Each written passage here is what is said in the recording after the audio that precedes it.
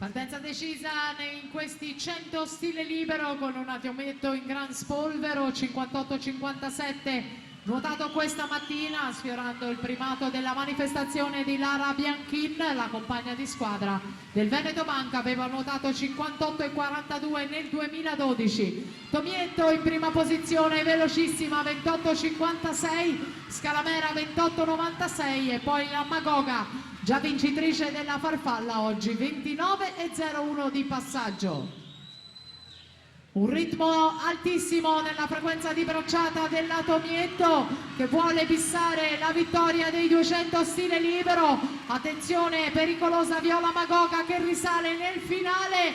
Tomietto in 4, Magoga in 6, vittoria Tomietto. Non è primato ma è comunque vittoria, 59,04 per la portacolori del Veneto Banca.